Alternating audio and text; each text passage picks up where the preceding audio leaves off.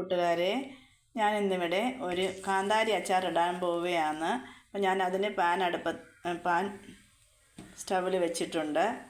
അപ്പോൾ അതിനകത്തേക്ക് നമുക്ക് നല്ലെണ്ണ ഒഴിക്കാം. പാൻ ചൂടായിട്ടുണ്ട്, നല്ലെണ്ണ ഒഴിക്കാം. നല്ലെണ്ണ ഒഴിച്ചിട്ടുണ്ട്. ഇവിടെ കാന്താരി ഇരിപ്പുണ്ട്. കാന്താരി ഞാനിത് വെള്ള നനവില്ലാതെ ഉണക്കിയെടുത്തതാണ്. ഒട്ടും വെള്ള നനവില്ല, കഴുകി വെള്ളം തോർത്തിയതാണ്. പിന്നെ ഇവിടെ വെളുത്തുള്ളി കറിവേപ്പിലയും ഇരിപ്പുണ്ട്. നമുക്ക് ഇനി എണ്ണ ചൂടായി കാണും. അതിനകത്തേക്ക് കടുക് കുറച്ച് ഉലുവയും കൂടെ ഇട്ട് കൊടുക്കാം. തീ കുറച്ച് വെച്ചിട്ടുണ്ട്. നമുക്കിനി ഇതിനകത്തേക്ക് കടുക് അച്ചാറല്ലേ, അപ്പോൾ കടുക് കുറച്ച് അധികം ഇട്ട് കൊടുക്കാം. പിന്നെ ഉലുവയും കൂടെ ഇട്ട് കൊടുത്തിട്ടുണ്ട്. പൊട്ടി. ഇനി നമുക്ക്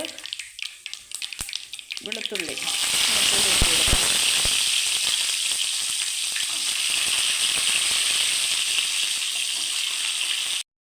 വെളുത്തുള്ളി ഇട്ട് കൊടുത്ത് അത് ഇനി ഒന്ന് ചുമന്ന് വരണം.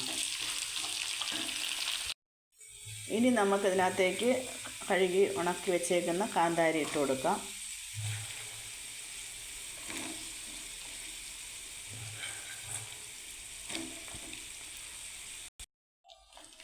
അപ്പോൾ ഇത് നല്ലോണം അങ്ങ് ഉടയണ്ട, ഒന്ന് വാടുന്ന വരെ ഒന്ന് ഇളക്കി കൊടുക്കുക.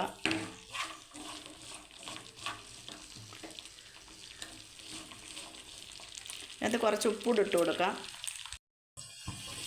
ഇതിനകത്ത് ഞാൻ കുറച്ച് ഉപ്പിട്ട് കൊടുത്തിട്ടുണ്ട്. ഉപ്പ് നമ്മൾ കുറച്ച് കൂടി നിൽക്കണം. അതിനകത്ത് പിടിച്ച് വരുമ്പോഴത്തേക്ക് ആ കാന്താരിയിൽ ഇതൊക്കെ പിടിച്ച് വരുമ്പോഴത്തേക്ക് ഉപ്പ് കുറയും. അതുകൊണ്ട് കുറച്ച് കൂടുതലിട്ട് കൊടുക്കണം.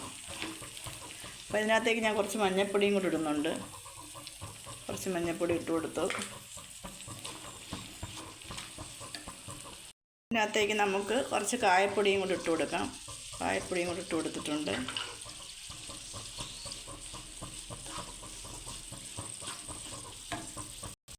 ഇതിനകത്തേക്ക് ഇനി ഞാൻ കുറച്ച് കറിവേപ്പിലയും കൂടി ഇട്ട് കൊടുക്കുന്നുണ്ട്.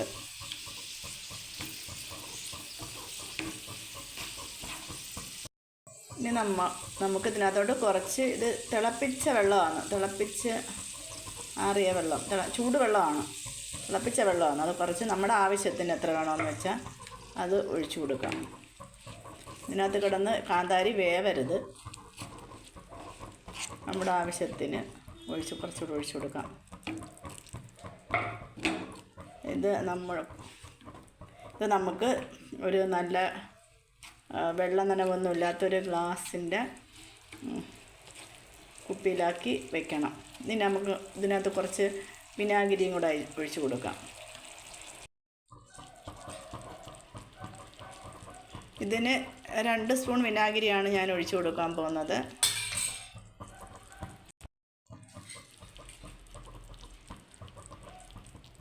രണ്ട് സ്പൂൺ ഒഴിച്ചു കൊടുത്തിട്ടുണ്ട്.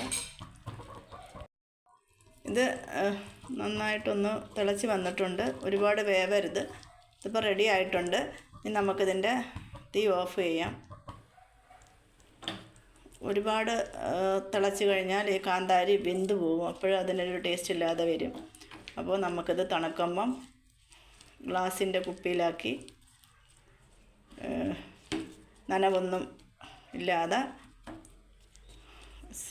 അടച്ച് സൂക്ഷിച്ച് വെച്ചിരുന്നിട്ട് ആവശ്യാനുസരണം നമുക്ക് എടുത്ത് ഉപയോഗിക്കാം.